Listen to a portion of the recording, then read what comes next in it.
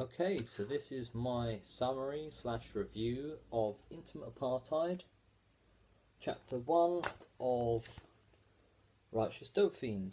I almost forgot to do this review because I was getting quite into it. So basically what this first chapter is about is you start to get to know the main characters of the book, and it focuses on the racism issues and the racial issues that occur in the homeless people's camps, and you start to understand the sort of lives that they live and how they earn money for heroin and crack and all of that sort of thing.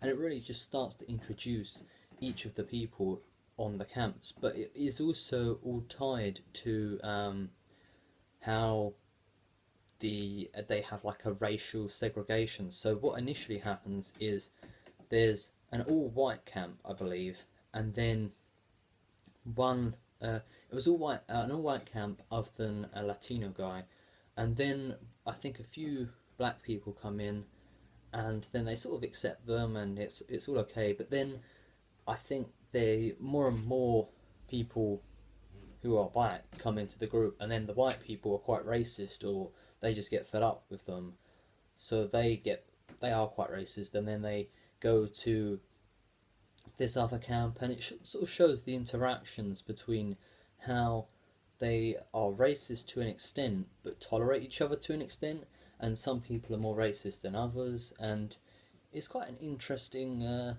dynamic it explores, and it just sort of starts to, it feels it's an ethnography, but it's also like a story. Like you start to see the transition of how they first how where the group was, and then how the group changed over time due to racial factors. So that's their focus for this chapter, as I've said a few times. Then another interesting thing they explore is like the friendships between groups in a racial way. So most people were sort of the white group stuck together, and the Latino guy in the book, called I think Felix, he at one point was quite like, he sort of tried to get in with the black group, and he mugged like his former partner because for whatever reason. And then there was also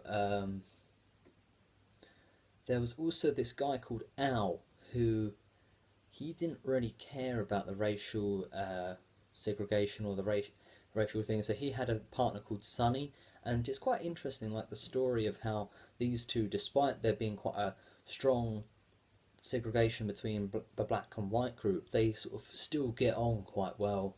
And although they still have like racial slurs towards each other, they seem to be quite good friends.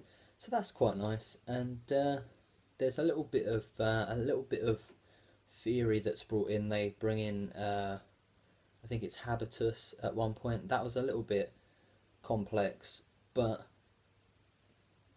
it sort of fits into the context. I can't explain it right off the bat now, but that's in there towards the end if you're just looking for that.